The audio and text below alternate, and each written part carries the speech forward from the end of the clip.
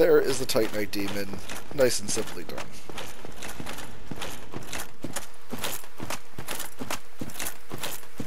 And come on, where's my scene change? Alright, well, anyways, I'm supposed to be in the Darkroot Garden. Don't know when the game's gonna pitch in and decide to tell us that. So as you can see, regular damage is not doing a whole lot of damage here, which I'm actually surprised about.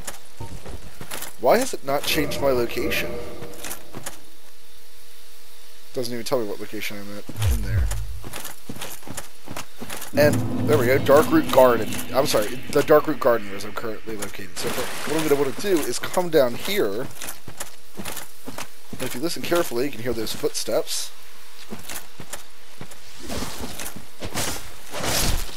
Oh, I was going to chop you in half. And first things first, we're actually going to go down here. Now, this is all just a giant side quest. This is not necessary what I'm going to be showing off here, but if anybody's curious, this is where you can do it. And unfortunately, I'm actually going to switch back down into our deprived gear, because there is going to be a crystal lizard here. What's my running attack with this? Alright, it's a sweep. Okay, that was not my running attack. And a sweep. Alright, I can also go with the katana. So I at least know that that's going to slash vertical when I stop moving.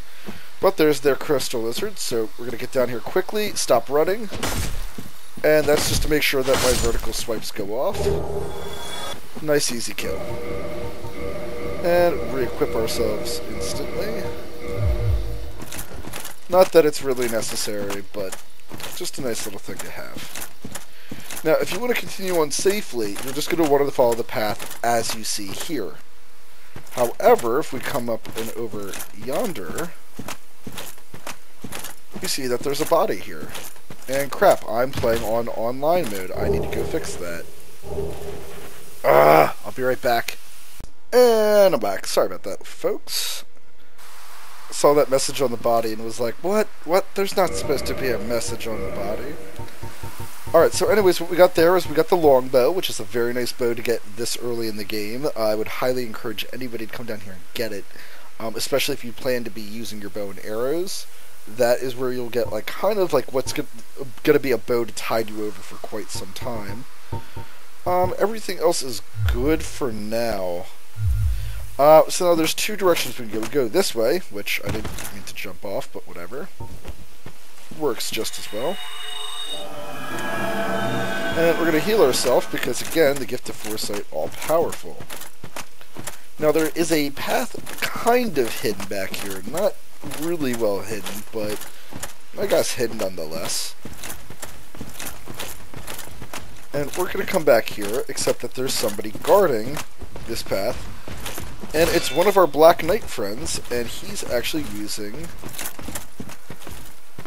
the Black Knight Halberd, which is a nice weapon. It was actually kind of like one of the first weapons that I really fell in love with on this game, like the first, like, very powerful weapon. However, it does slashing damage, and as I've stated before, very many things in this game have a resistance to slashing damage, which puts that weapon, in terms of the Black Knight weapons, at a severe disadvantage compared to everything else. However, I also find it to be one of the easier ones. Oh gosh. One of the easier ones to get. But as you can see, he's got a nice swinging motion with that. And there we go, we actually got it. So maybe I will show it off. We also got a blue Titanite chunk, which I will explain what that's used for later. Here you'll get a shield, which a lot of people like. I'm not a big fan of it, but I probably will end up playing with it because of the special effect on it. So there's the stats on it. Nothing truly amazing. However, it increases stamina recovery slightly. So my armor, which is actually impeding a little bit, this is going to allow me to sprint a little bit longer, and then if I let go, I recharge a bit faster. Now the whole reason we came down here was actually to light this bonfire and to rest at it. We're resting at this bonfire because what we're about to do is not one of the brighter things you can do in this game. So, You can do this at early levels, and that's what I'm trying to show off here, since it's available and since we're walking through this area now. However, if you're a first-time player or still new to the game and you kind of don't like taking giant risks, which is what I would consider this, like, I would consider it to be a pretty big risk on doing this so early in the game, you can do it.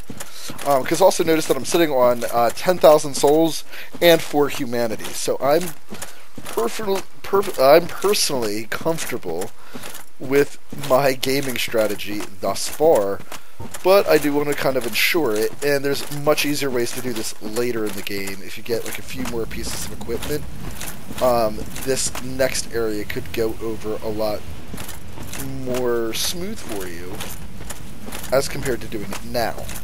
However, some people like to do this now, and there is a side quest that you can do, which I think there's going to be a lot of gamers who are like, oh wow, I didn't know that was there, because I certainly didn't. Alright, 55.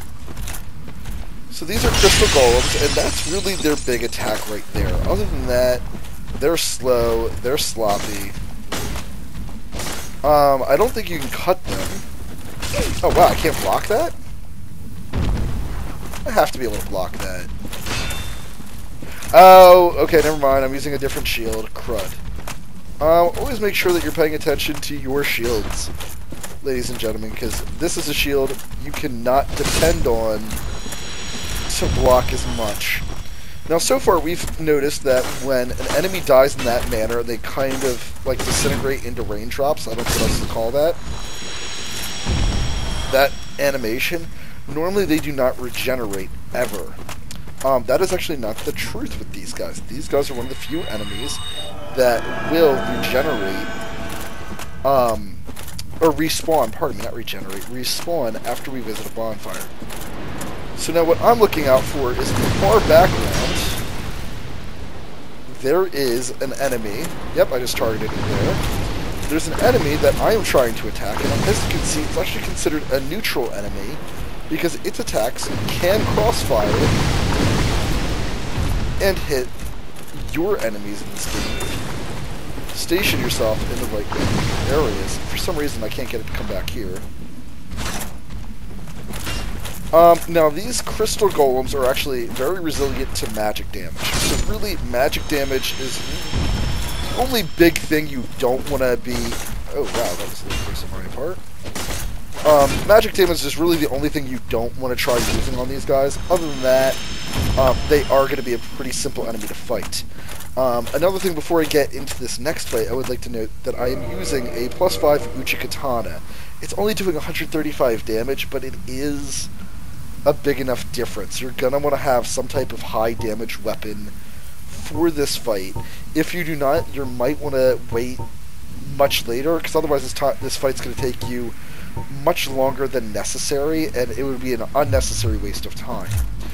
Personally, I've actually not tested it out on this character because of the autosave feature.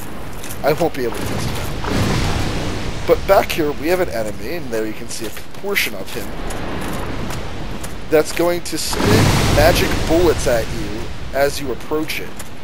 And if you time it out, which I'm just doing a terrible job of, need a drink. If you time it out properly and roll... Well, I did not time it out properly and roll.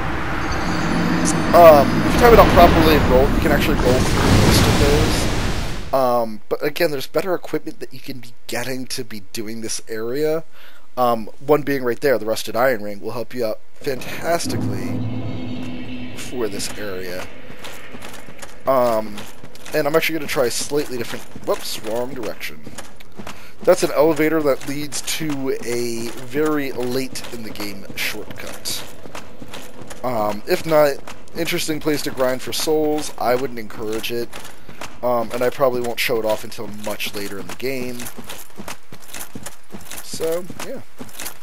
Alright, let's go get our body back. And this armor is actually weighing me down way too much. Get that back on. Go naked for now. I'm also have the claymore on. Let's get that off. There we go. Fast running. So yeah, this is something in the game that sometimes you might want to consider foregoing your armor. Sometimes having the speed is more important than having that huge defense ability. And I'm not guaranteeing that this is going to work out. Wow, my souls are much farther up than I expected them to be. Oh, that's fantastic. He's already fired. I need to heal, and I don't want to try to heal while this guy is chasing after me. Come on. Alright, fine. Take your time. Awesome. Alright, so let's try this again, this time with more success rather than failure. Now, most of these crystal guys here, they will proc once you get into a certain range of them. And that Hydra, all depending on where you're at, he will proc, like he'll proc and start firing at you whenever he really pleases. But what I like to do, and I just messed that up, but I was going to say, I like to keep these crystal golems, or whatever you wish to call them, in between you and the Hydra, and you can get that Hydra to give off a few crossfire shots. And if it doesn't kill them, it makes them certainly a whole lot easier to finish off. And then also not complaining about 200 souls per kill on these things. Although it's not the best amount, it'll do. So biggest hints I have, you can either stick to this right-hand side, which I'm not a big fan of, because you can't see through the trees. But that little divot that I just ran into, and sprinting very fast up into this water. Now, when you get up into this water, the Hydra is going to start attacking you with its heads, but only when you're not along the shoreline. So you're going to want to have your shield up. And yes, I am losing sight of myself. Now, the one thing you want to be careful of, get the night set. Alright, you need to go. The thing you need to be careful of, and they're causing some mist. There is a ledge somewhere, which I'm trying to show off. These guys' heads keep hitting me. Not really helping me.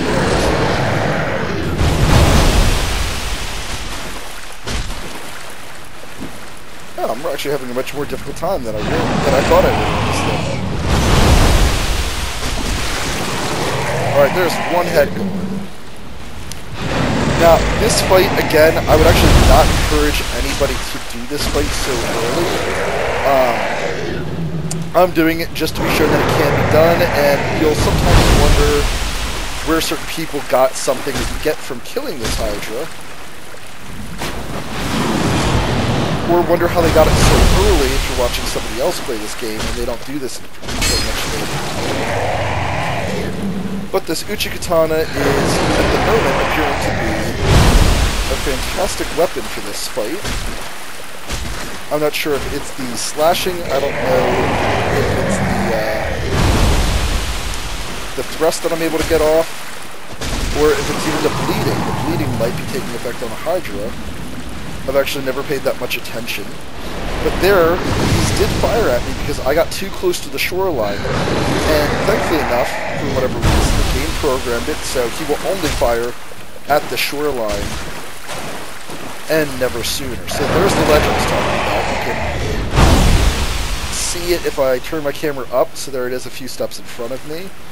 And you want to just make sure that you don't get ever too close to that. Oh, haha.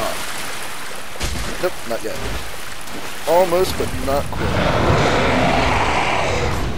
And I got lost because I was looking at my computer to make sure that I don't have any giant lag issues going on. Because I was having some problems the other day. Alright, so normally you would want to have, oh gosh, some spells or something, or some arrows. And the reason why is, as you can see, this one head will always go off to the side. And what's annoying is it's actually a trick to make you fall into this water.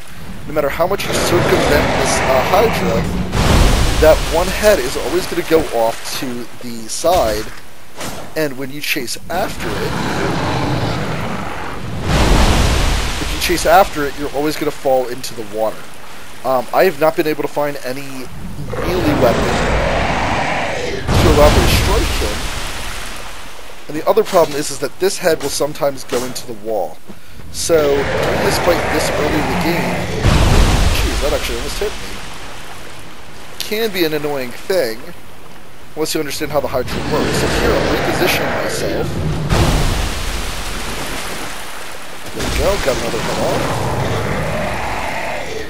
And which head are you? I think you're the head that curves.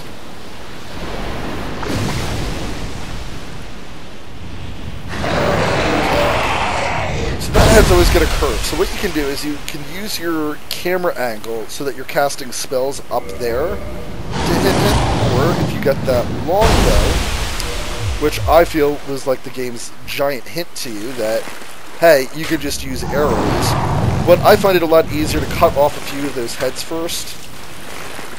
And if you hit his head, it'll do more damage because it has less distance to travel. Or hit him in the neck, as I failed to do so. And I'm just going to waste all my shots into his body because I find that easier and heavier consistent damage. And that little stump, if I hit that, that nears me as well. So, that is how you can defeat the Hydra for this area without wasting too much of your time. If you're able to just sprint up to him, which is not always the easiest thing. And remember, I actually have no additives into my vitality or endurance stat. And my equipment was me being naked and the grass crest shield. And that actually worked out perfectly. I ran out of arrows just as I defeated the Hydra. So there we get a Dragon Scale, which is used to upgrade weapons, and we also got the Dusk Crown Ring. So what we're going to do is run back to that bonfire, because now we have a collective of 16,000 souls. I didn't actually see how much we got from defeating that Hydra. I think it's somewhere between 3,000 to 5,000. I want to say it's 5,000, but I was not paying any attention at all. I'm sorry. I just wasn't. Rewatch the video. So we're going to run back here because a new event has been triggered by defeating the Hydra. But in order to do it, I think you either need to exit out of the game and reload it now that the Hydra's dead, which actually if I had done that, I could have saved myself some time. Or what you can do is come back here to this bonfire, and this is another reason I have you save your location at this bonfire. And I'm going to go human again for this next part, which is completely unnecessary, but I would like to. I would like to play this as much as possible as human. That way you guys get to see, like, yes, it's very possible to do things as a human in this game. No real detriment. And I actually will put on... Ooh, actually we get the Knight Armor now, so let's check that out in comparison to the Balder Knight set. The Knight Armor has a slight increase to thrust damage and to magic defense. It also has a much higher poise and higher bleed resistance. However, its strike defense and slash defense go down a point. Because the Knight Armor is actually going to give us a higher poise, that is actually the biggest reason I'm switching out, because I have a big thing for higher poise. Everything else I don't much care about. And that will also give us a chance for new gauntlets, which means higher defense. And let's see if the leggings hold true as well. Here you can see that the Knight leggings actually have a lot less benefits compared to the Balder Knight set leggings. The only real thing that we're losing out on is 3 poise, which I actually don't much care about. Actually, but the other benefits aren't that worthwhile. It's only about like a point or 2. So, actually, we'll use the Knight leggings. I will have lied to you. So here you get a very interesting ring. It grants you extra sorcery castings, but half HP. Now, as you can see in this game, according to my miracles specifically, we only have 5 of each. So what I can do is, if I equip this ring on, I now get a 50% increase, and in this case they rounded down, but it also halves my HP. Ooh, and actually, is the Knight helmet better than what we're currently using? No, it is not, but I've also upgraded the Gargoyle helm, so that's also probably why. But now we also have 31 forces that we could use while wearing this ring. Now, I don't find this ring to be very useful unless you're going for the full glass cannon effect. If you want to play the game where if you get touched, you die, that would be one of the ways to do it. If you're going to put points into nothing besides intelligence, vitality, and attunement and make a very flimsy caster, that would be the best way to do it. It gives you a lot more spells, and it saves you some points on attunement, because instead of needing more attunement slots for more spells, you now have a 50% increase to your spells. That was a quick switch. A 50% increase to your spells, thus making it so you can cast more frequently and more reliably. I thought I just got hit there, and it turns out I rolled in the last possible second. Now these blue crystal golems, it's very nice because they do drop you some blue titanite shards and chunks, I believe. And I believe it was taking me about 4 slashes before I caused the before I caused them to be stunned. And here I'm getting surrounded, and that's something you never want to let happen in Dark Souls or Demon Souls. Never want to be surrounded, you never want to lose sight of your enemies. You always want to keep them in front of you at all costs. And specifically, if you can clump them together like this, here you can see that I have the advantage that the one can't attack me because the other one's in the way. And I'm also using that to my advantage because sometimes I'm actually striking both of them because they're so clustered now. And now I'm in a situation where I need to heal, and it's not optimal. No. Got tripped up on a rock there. Not fun. But thankfully enough, these guys move just slow enough to let me get off my heal, and barely get it off. But I'm a huge fan of my shield, and that's one of the reasons I dislike this, this what's called a grass crest shield. I was about to say, they can't be living too much longer. I'm not a big fan of this shield because of that low block ratio, just that 95 and then lower stability. I do like myself the big, heavier shields, just because I find that when you hold your shield up because you want to block, you need a reliable block. It's kind of like a Legend of Zelda thing where if you're not able to block something and you're facing... Oh shoot. If you're facing it and trying to block and you're unable to, you get yourself into a world of trouble that way. And specifically for what we're about to fight, you definitely want to have a bigger, thicker shield. Now, as I mentioned before, in this lake here, the Hydra clearly does not respawn. There is a death trap somewhere. There it is. Pretty far off. There is a death trap. Now, what would be the point in defeating that Hydra? Well, number one, there's a ladder there. And if you do not want to buy the Crest of Artorias, which we have done, and I will be showing off the traditional way of getting there, but if you don't want to spend 20,000 souls for no reason, there is a ladder to get you around that. So you actually are not forced to spend 20,000 souls to get that. But the other bigger secret is, and there's plenty of room, by the way, that like this gives you plenty of room. It's just around the Hydra where the pit was. If you come back here, and this will only be active after you have killed the Hydra. If you've not killed the Hydra, that gentleman back there will not have appeared yet. And after you kill the Hydra, you do need to rest at a bonfire, or again, I think you need to turn off your game, like exit out, back to the title screen, and then come back in. Now, as you can see, while I'm in the water, my movement is actually encumbered. I can only walk and sprint so fast, and that's not true about your enemies. He's just a crystal golem, except he's actually golden. He's going to be different from the other ones we were fighting, so this is why I want a better shield, is that he's actually not going to be very fun to fight in this water. because if he hits us, I'm probably going to die.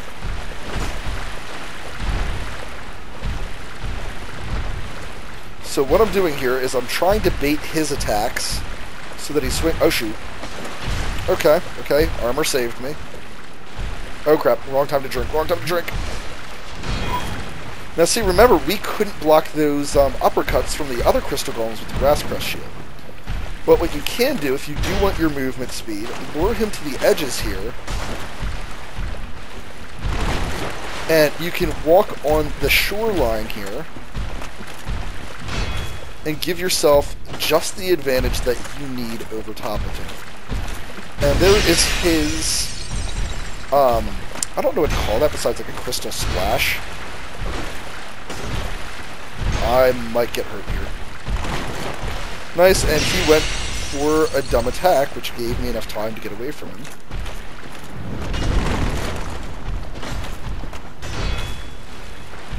But generally, you do want to kind of keep your distance. You can multiplayer both the Hydra and this thing, because neither of these things are the boss of this area. If you remember, we have yet to go through a fog door, giving us the indication that we are at the boss chamber. And to my knowledge, I can only think of one I don't want to say that. I'll think of other bosses later. I can only think of one boss off the top of my head where he does not have a fog door leading to him. And he's at the midpoint in the game, I guess. Oh shoot. Of course, I got struck by that. Guys, I'm going to be right back. I'm just going to cut to where I'm fighting him again. Thank you for your patience, ladies and gentlemen. Here we are getting back to the cave. Here I was thinking about taking off my armor, but your armor actually does not in any way impede your ability to traverse water. So that idea is actually not going to work at all. More so, again, you're really just going to want to make sure that you can always defend against your enemy or always be able to dodge them. And that would actually be the huge advantage if I was not wearing such heavy armor, is that I could roll quickly. Because your roll does still kind of act even if you're not in the water. I mean, that's still my same sluggish roll as always, although I did find out something very unique about my sword, which I had not realized about it. Now, I've been using it as a slashing weapon, and I forgot that the R2 actually acts as a piercing strike. So what I'm going to do is keep my distance, and just always have enough stamina for my shield, and I'm just going to sit here and pick at him with my R2 attacks, which do a crazy amount more damage, basically double my damage, and it gives me more of a reach, so that I can avoid most of his attacks, and when he does hit me, it's because I'm in too close. Oops, there we go, I missed. But when he does strikes like that, it basically gives me a free hit in on him, and because I have the range, very nice thing. So you might want to consider a spear to be a good friend weapon for you if you're fighting this guy, just for the whole reach aspect. Is that you can stay out of his range the entire time, and if you're able to bait those attacks like I've been able to bait them, you know, just get up to a certain distance. Ooh, that could be very bad, actually.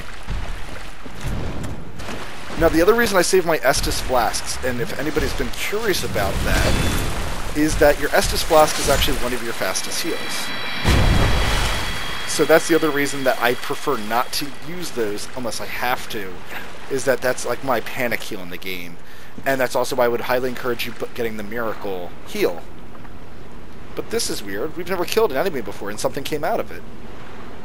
So, who is this that came out of it? So, 'tis thou who rescueth me. Most gracious, I am deeply obliged. I am Dusk of Ulasil. I cometh from an age long before thine. I cannot stay here for long. So, before I disappear, allow me to ask one thing. My home, Ulasil, is the home of ancient sorceries. My hope is to pass this profound knowledge to thee, with thine approval. Would this be of assistance to thee? I think it's weird that they make you even have to ask this question, but I guess you can say no. I've actually never said no. My heartfelt thanks. I am pleased beyond words. Then I shout, engrave my signature. If thou art in need, pray summon me from my signature. It seems that my time is done. May the great flames guide thee.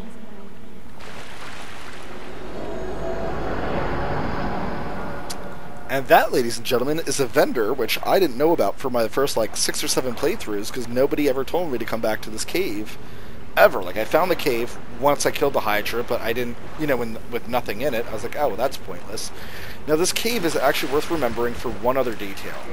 And before I do that, I'm going to just take off my armor set. That way I can actually run a little bit faster along the shore here, because I do have a long trek back to that bonfire. And I'm going to actually cut that so that way you don't have to watch me go back and hit that bonfire. But there is something that you need to do first before hitting the bonfire or exiting out of the game. So maybe I'll try exiting out of the game and see if that works. And I'll do that off camera to see if it does. Ugh, get on the shore. Now, where would she engrave her soul sign? Well, what's just very odd is that she does it over here by the Hydra. Now, it'll be anywhere around this rock. I've seen it underneath this tree, I've seen it over here, and I've seen it over here. So basically, just come down to this area, and it actually doesn't matter if you're human or not, which I think is very strange.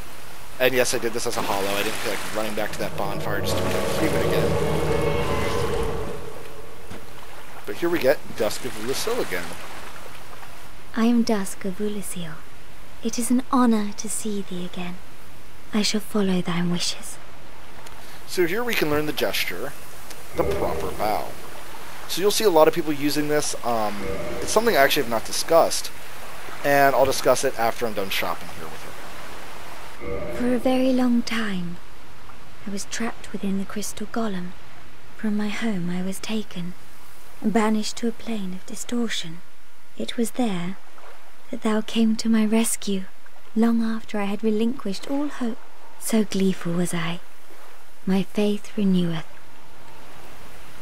The sorceries of Ulyssil differ from the magic of thine age. It is difficult to explain. Ulysil's sorceries are, what doth one say? They're somewhat of an approximation. Thine sorceries are more straightforward, negating all but thyself.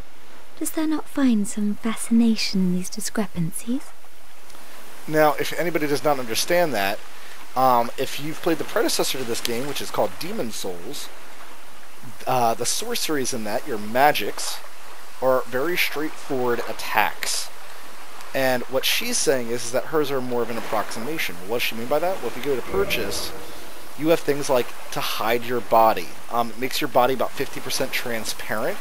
It's actually one of my favorite spells in the game, although there's a ring that does that exact same thing that you can get through 2 different manners. And yes, I will be showing off how to get that ring, which is great if you're making kind of a thief or a sneaky class in this game, and can be a great, huge asset for getting you through certain areas of the game. And I will be getting that ring. I actually might play with it for quite a while, just because it's something I like. You have Cast Light, which is a huge benefit in some areas of the game, some more than others. Repair, which is about 10,000 souls, but obviously it's going to repair all of our equipment. So now we're no longer ever going to have to go to a blacksmith or use the repair function at bonfires to repair anything. We can just cast this over ourselves real fast. Chameleon is one of the most fun spells in the game, is that you get to transform into a select object which the game chooses for you, and you get masked as that object. And I will be trying to show that off. It doesn't work PvE, but PvP can be one of the most amazing things ever, along with Hidden Weapon, which just turns your weapon invisible. So I'm actually going to buy out all of her sorceries, which is why I saved up all those souls. And it just so happened I actually just had barely enough, which is a good thing that I died twice trying to do this, because it allows me to buy her Ivory Catalyst as well.